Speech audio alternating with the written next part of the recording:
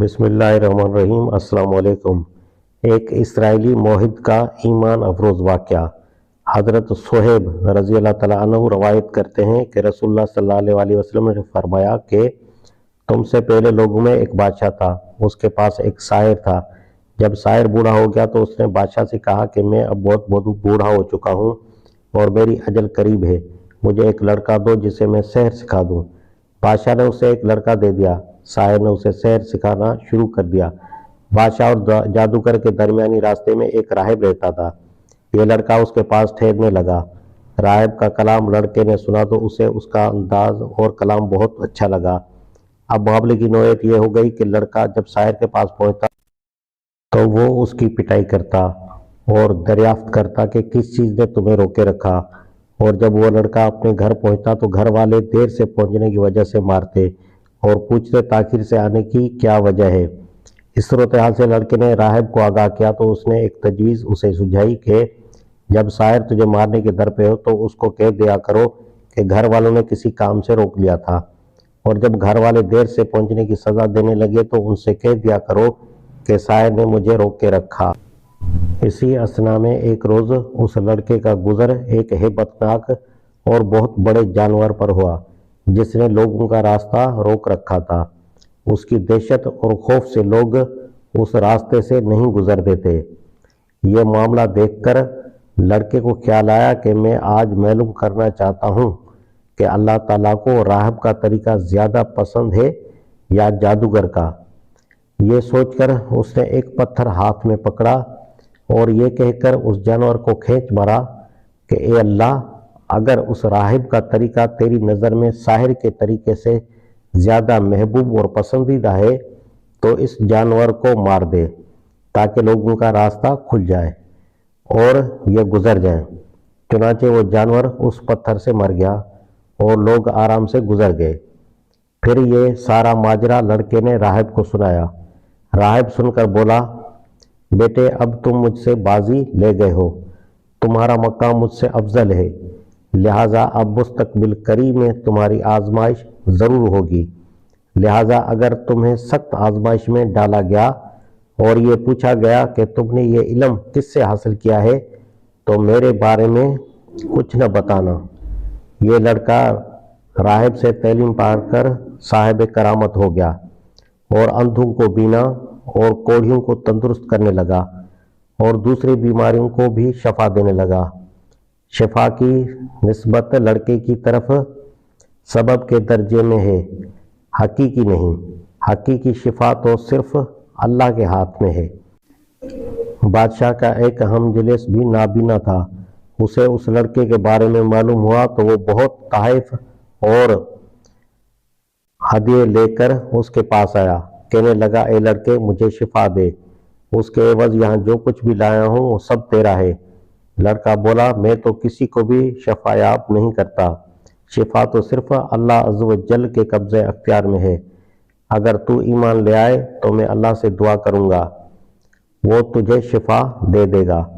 وہ ایمان لے آیا۔ لڑکے نے اللہ تعالیٰ سے دعا کی اور وہ شفا یاب ہو گیا۔ اس کے بعد وہ بادشاہ کے پاس آیا اور حسب معمول وہیں بیٹھ گیا جہاں بیٹھتا تھا۔ بادشاہ نے دیکھا اور حیران ہو کر پوچھا، ارے تمہاری بینائی کس نے لوٹائی؟ بولا، میرے رب نے۔ بادشاہ نے کہا، میں نے؟ اس نے نفی میں جواب دیا کہ نہیں، بلکہ میرے اور تمہارے رب نے مجھے شفا عطا فرمائی ہے۔ بادشاہ بولا، میرے علاوہ بھی تیرا اور کوئی رب ہے؟ اس نے اس بات میں جواب دیا کہ ہاں ہے۔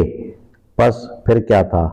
بادشاہ نے اسے عذاب میں اس وقت تک مبتلا رکھا جب تک کہ اس نے لڑکے کا عطا پتہ نہ بتا دیا۔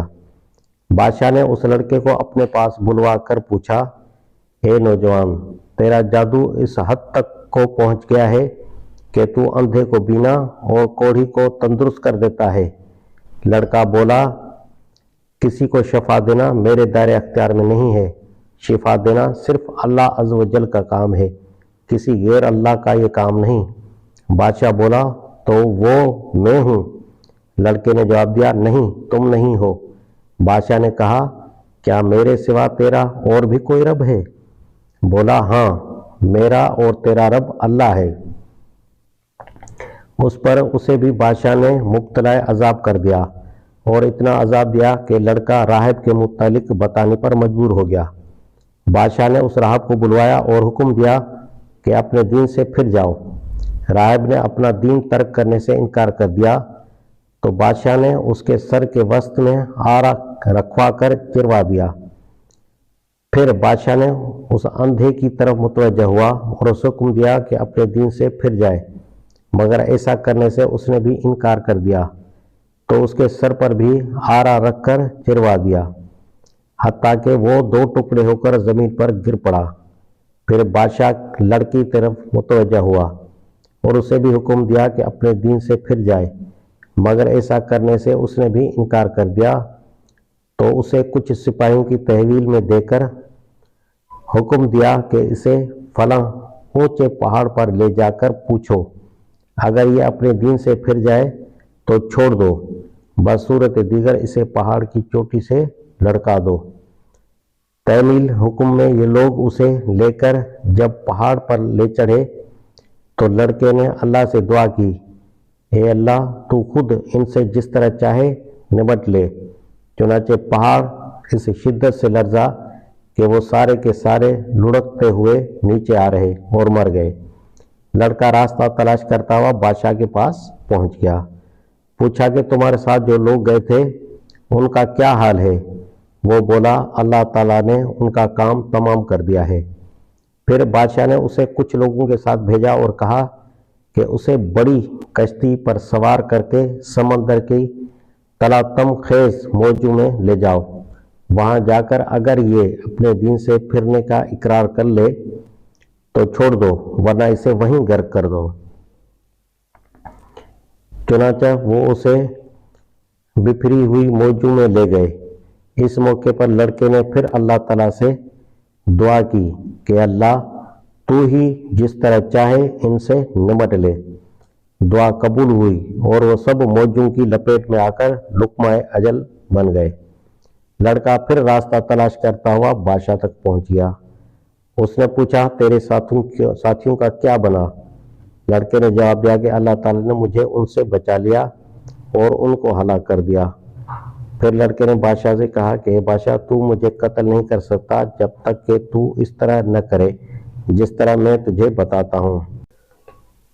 اگر تو نے میری بتائی ہوئی تدبیر پر عمل کیا تو مجھے قتل کرنے میں کامیاب ہو جائے گا، ورنہ تو مجھے ہرگز قتل نہیں کر سکتا۔ بادشاہ نے پوچھا، وہ کیا ہے؟